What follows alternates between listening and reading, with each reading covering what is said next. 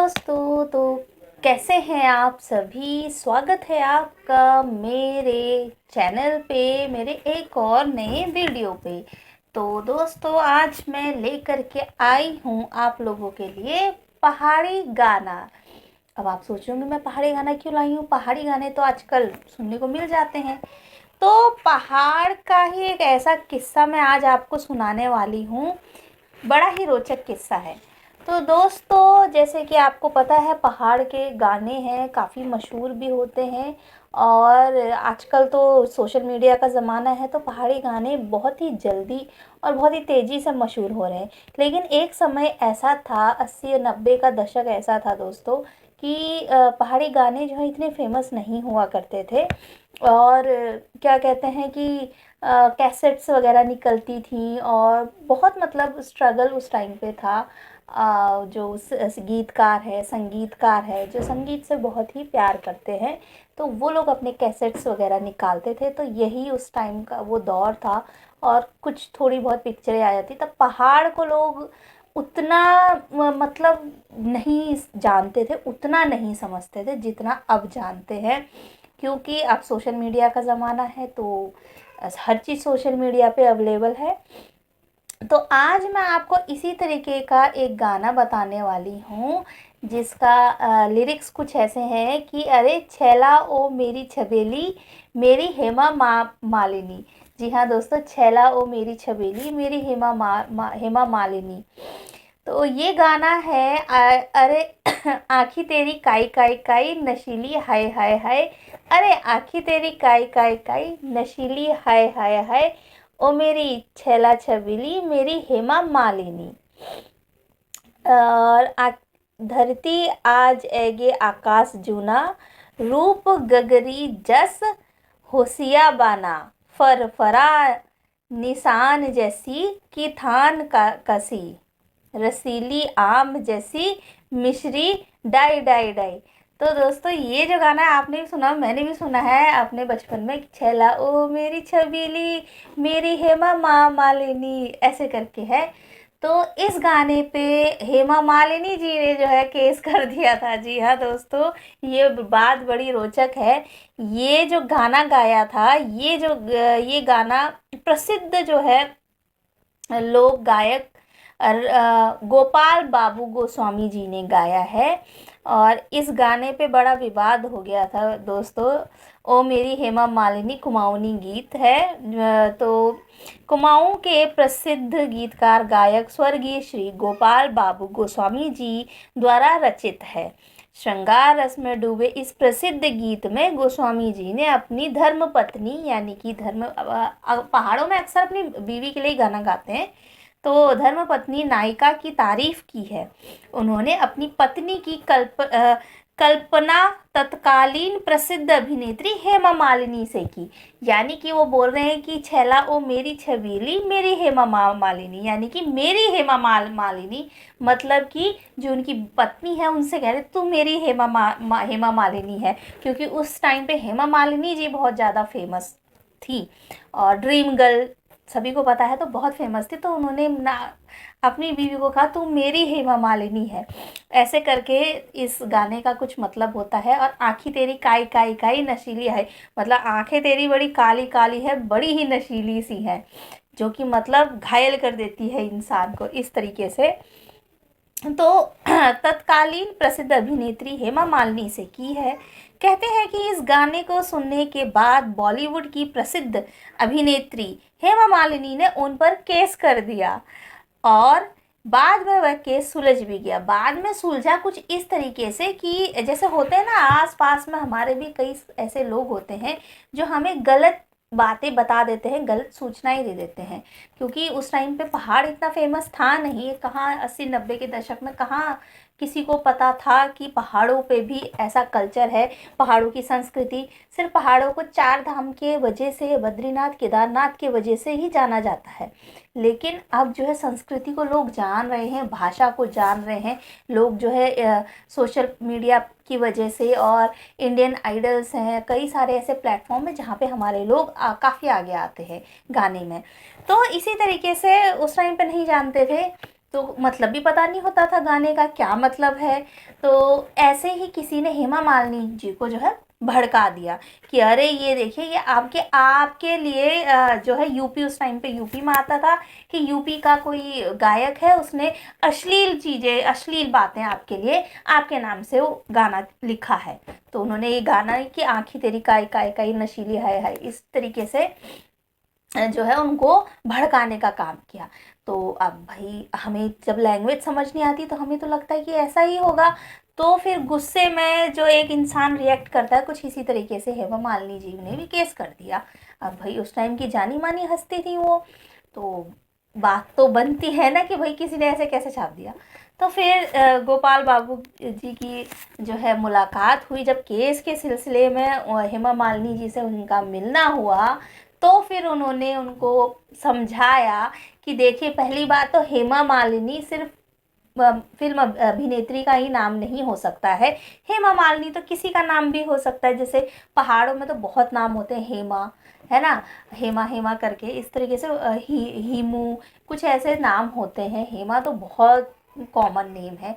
हेमलता मेरी भाभी का नाम भी है। तो इस तरीके से नाम होते हैं। तो उन्होंने कहा हेमा तो किसी का भी नाम हो सकता है, हेमा मालिनी किसी का भी हो सकता है, तो आप ही के लिए पहली बात तो नहीं है। और दूसरी बात, इस लाइन का गंदा मतलब नहीं है, इस लाइन का वो मतलब नहीं है जो आपको बताया गया है। तो फिर जो है गोपाल बाबू गोस्वामी जी ने हेमा मालिनी की जो गलत फहमी है उसको दूर किया। इस वजह से गोपाल बाबू अपना केस जीत गए, और हेमा मालिनी जी भी, उनको भी दिली तसल्ली हो गई कि नहीं, ऐसा कुछ नहीं है। तो ये एक ऐसा गाना है जिसपे मतलब इस तरीके की कंट्रोवर्सी हो गई थी। अब के टाइम पे ऐसा नहीं हो सकता है, क्योंकि अब तो पहाड़ हर जगह फेमस है। पहाड़ों के गीत देश में ही नहीं, विदेशों तक फेमस हो रखे हैं। तो देखिए दोस्तों, अभिनेत्री ने गीत में अपना नाम प्रयोग की वजह से अपने केस कर दिया था। तो आज से 40 साल पहले, जब संचार के साधन अच्छे नहीं थे, आज की तरह सोशल मीडिया नहीं था, केवल रेडियो चलता था, तब भी एक कुमाऊनी गीत बॉलीवुड की अभिनेत्री के कानों तक पहुंच गया। जी हाँ दोस्तों, सोचिए कि उस समय पे भी बॉलीवुड की अभिनेत्री पे के पास ये गाना चला गया था। और आज के गीतों का पता ही नहीं चलता कि कब रिलीज हुए और कब गायब हो गए। जबकि आजकल संचार और सोशल मीडिया के मजबूत साधन हैं। इसी के अंदाजा लगाया जा सकता है कि पुराने कुमाऊनी गीतों में क्या मिठास है और शुद्धता होती थी। कुछ पारंपरिक लोक गायकों को छोड़कर आजकल लोक गीतों के नाम पर निम्न कोटि की गुणवत्ता के गीतों का चलन बढ़ गया है। तो दोस्तों, काफ़ी ऐसे गीत भी होते हैं जो मतलब वो बात नहीं होती है उनमें, जो बात पहले के गानों में, जो अर्थ जो होते थे ना उनमें, वो बात अब नहीं होती है। और ये बात बिल्कुल ही सटीक है, बिल्कुल सही बैठती है।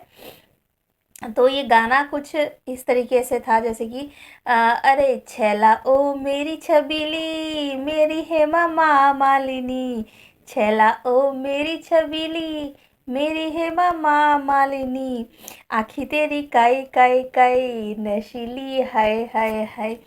तो आप लोग भी सुन सकते हैं, यूट्यूब पे पूरा गाना है। और आपको क्या कहते हैं, इस तरीके की और जानकारी कैसी लगती है वो बताइएगा। और गोपाल बाबू के गाने जो है कुछ ये भी हैं प्रसिद्ध गीत जो है, जैसे कि घुघुती न बासा, कैले बाजे मुरली, हाय तेरी रुमाला, हिमालय को ऊंचा डाना, भुरभुरा उजाओ है ग्यो। मेरे को ये गाने इतने ज़्यादा मतलब बचपन से ये मन में बसे हुए कुछ इस तरीके के गाने हैं दोस्तों। तो हिमालय के सुर सम्राट स्वर्गीय गोपाल बाबू गोस्वामी का जो जन्म है दोस्तों, वो 2 फरवरी 1941 को हुआ था। संयुक्त प्रांत के अल्मोड़ा जनपद के पाली पछाऊ क्षेत्र में मल्ला गेवाड़ के चौखुटिया तहसील स्थित चांदी खेत नामक गांव में इनका जो है जन्म हुआ था।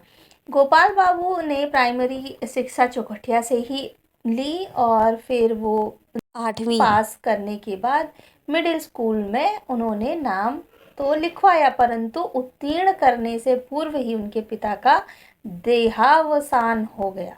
इसके बाद गोस्वामी जी नौकरी करने पहाड़ के बेरोजगार युवाओं की परंपरानुसार दिल्ली चले गए। जी हाँ दोस्तों, पहाड़ के जितने भी, ये पहाड़ का एक दुख है, एक दर्द है कि रोजगार नहीं है दोस्तों। बहुत युवा बेरोजगार हैं, वो तो पहाड़ की नहीं पूरे भारत की ही एक समस्या है। तो फिर युवा क्या करते हैं कि दिल्ली बगल में पड़ता है, ज़्यादा दूर पड़ता नहीं, तो दिल्ली चले जाते हैं नौकरी की तलाश में। आधे से ज़्यादा पहाड़ आपको दिल्ली में ही मिलेगा। दिल्ली चले गए, वहाँ वह कई वर्षों तक नौकरी की तलाश में रहे। पहले एक प्राइवेट नौकरी की, कुछ वर्ष DGR में अकस्मिक कर्मचारी के रूप में कार्य भी करे, परंतु स्थायी नहीं हो सके। इस दौरान वे दिल्ली, पंजाब तथा हिमाचल में रहे। पक्की नौकरी न मिल सकने के कारण बाद में उन्होंने गांव वापस आना पड़ा, जहां वह खेती के कार्यों में लग गए। जी हाँ दोस्तों, फिर होता ही है, अपना घर ही होता है दोस्तों। चाहे आप कितना ही दिल्ली बम्बई रह लें, लेकिन अपनी घर की याद हमेशा सताती है। अगर पक्की नौकरी हो जाती है तो एक मजबूरी हो जाती है व्यवसाय की, लेकिन जब तक वो नहीं होता है तब तक इंसान जो है फिर नहीं रह पाता है। तो ये था दोस्तों कुछ जानकारी जो है गोपाल बाबू गोस्वामी जी की, जिन्होंने कई गीत लिखे और बहुत ही फेमस गीत हैं, जैसे बेड़ू पाको, बारोमासा, और गाया भी इन्होंने, और घुघुती निबासा। तो कुछ इस तरीके के गाने हैं, बड़े ही प्रसिद्ध ये गाने हैं। एक बार उनको गोपाल बाबू को गीत और नाटक प्रभार का एक दिन किसी कार्यक्रम के लिए चौखुटिया आया था, जहां उनका परिचय गोपाल बाबू गोस्वामी से हुआ। तत्पश्चात नाटक प्रभाग से आए हुए एक व्यक्ति ने उन्हें नैनीताल केंद्र का पता दिया और नाटक प्रभाग में भर्ती होने का आग्रह दिया। जैसे आते हैं ड्रामा डिवीज़न वाले आते हैं दोस्तों पहाड़ों में, तो इस तरीके से जो है प्रभाग के मंच पर कुमाऊनी गीत गाने से उन्हें प्रतिदिन सफलता मिलती रही और धीरे धीरे वे चर्चित होने लगे। इस दौरान उन्होंने आकाशवाणी लखनऊ में अपनी स्वर परीक्षा करा ली। वे आकाशवाणी के गायक भी हो गए। लखनऊ में ही उन्होंने अपना पहला गीत कैले बाजे मुरुली ओ बैणा गाया था। आकाशवाणी नजीबाबाद व अल्मोड़ा के प्रसारित होने पर उनके इस गीत की लोकप्रियता बढ़ने लगी। तो दोस्तों फिर इस तरीके से जो है वो प्रसिद्ध हुए। कहते हैं ना कि जो आपका हुनर है आपको उसी फील्ड में जाना चाहिए, वही करना चाहिए। देखिए नौकरी भी करी, लेकिन जो मज़ा जो आता है, जो आपका मन जो चाहता है करने के लिए, जो आपका दिल चाहता है, अगर आप उसमें अपने एफर्ट्स डालेंगे तभी आप सफल हो पाएंगे। तो दोस्तों ये थी थोड़ी बहुत जानकारी। पूरा तो मैं नहीं कहूँगी क्योंकि मेरा जो थोड़ा सा है गाने के ऊपर ज़्यादा फोकस था। जो गाना गाया था गोपाल बाबू गोस्वामी जी ने, जिस पर हेमा मालिनी जी की पड़ी नज़र या कह लो कानों पे खबर और उन्होंने कर दिया उस पर केस। तो आज की ये जानकारी आपको कैसी लगी कमेंट करके ज़रूर बताएं। और आप लोग कितने पहाड़ी गाने आपने सुने तो सभी होंगे। अब तो भाई सभी जगह वायरल है गाने और काफ़ी अच्छे गाने, प्यारे गाने होते हैं दोस्तों। तो चलिए मिलते हैं आपसे और एक और नई वीडियो में नई जानकारी के साथ। देखते हैं और क्या पहाड़ के किस्से में लेकर के आती हूँ। तब तक के लिए स्वस्थ रहिए, हंसते रहिए, मुस्कुराते रहिए। ज़िंदगी बहुत प्यारी है, खुल के जिया जाए।